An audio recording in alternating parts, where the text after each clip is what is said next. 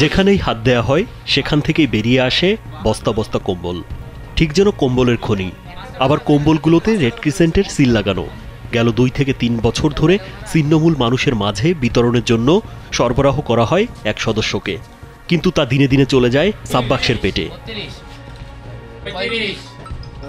শুক্রবার দুপুরে এমনই এক কম্বল খনির সন্ধান মিলেছে মেহেরপুর শহরের পন্ডেরঘাট এলাকায় রেড ক্রিসেন্ট সোসাইটির মেহেরপুর জেলা ইউনিটের নির্বাহী সদস্য শামসুজ্জোহা সোহাগের বসতবাড়িতে।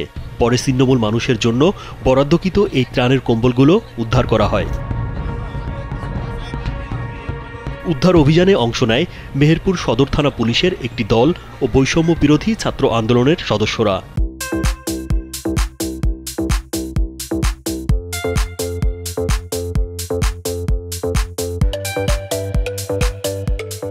এ সময় সোহাগের বসতবাড়ি থেকে বস্তাবন্দি অবস্থায় ও 5টি সাববাক্সের ভিতর থেকে উদ্ধার করা হয় 3 শতাধিক পিস কম্বল।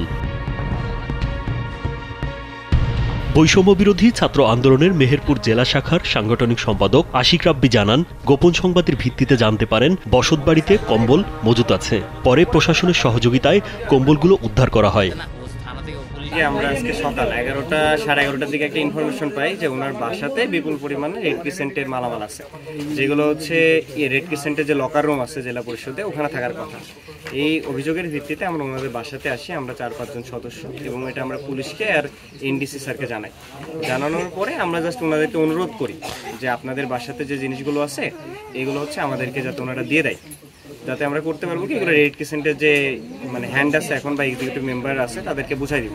বৈষম্য বিরোধী ছাত্র আন্দোলনের মেহেরপুর জেলা শাখার আহ্বায়ক ইমতিয়াজ আহমেদ জানান, উদ্ধার করা কম্বলগুলো গত বছর শীতের সময় ছিন্নমূল মানুষের মাঝে বিতরণের জন্য দেয়া হয়েছিল, কিন্তু বিতরণ না করে বাড়িতেই মজুত করে রাখা হয়। প্রশাসনের সহযোগিতায় কম্বলগুলো উদ্ধার করে জেলা প্রশাসকের কার্যালয়ের গোডাউনে রাখা হবে। পরবর্তীতে রেড ক্রিসেন্ট কমিটির হাতে তুলে দেওয়া হবে বলে জানান তিনি। এখন আনুমানিক প্রায় 300 পিস কম্বল এখানে আছে।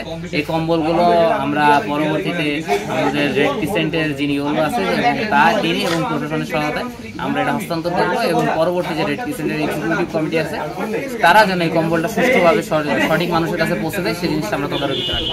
এ বিষয়ে রেড ক্রিসেন্ট সোসাইটির মেহেরপুর জেলা শাখার নির্বাহী সদস্য শামসুজ্জোহা সোহাগ জানান, দীর্ঘ 15 বছর ধরে রেড ক্রিসেন্ট সোসাইটির এক্সিকিউটিভ মেম্বার তিনি। এর আগে ইউনাইটেড যুব প্রধান হিসেবেও দায়িত্ব পালন করেছেন। তবে আজ যে কম্বলগুলো উদ্ধার করা হয়েছে সেগুলো তার নিজের ভাগের কম্বল। নির্বাহী সদস্য হিসেবে বিতরণের জন্য কিছু কম্বলের বরাদ্দ থাকে তার নিজের জন্য। গত বছর শীতের সময় অসুস্থতার কারণে কম্বলগুলো বিতরণ করতে পারেননি বলে জানান তিনি। গত বছর শীতে যে মালটা আমি পাইছিলাম মালটার বিতরণ করতে পারিনি, কিছু বিতরণ করছিলাম, অফিসে ছিল। 5 তারিখের এই বিভিন্ন অফিস হামলার সময় বিভিন্ন জায়গায় রেড দিচ্ছিল, ভাঙচুর করছিল। তারপরে আর কি আমার মালটা আমি বের করে আমার বাসায় রাখি।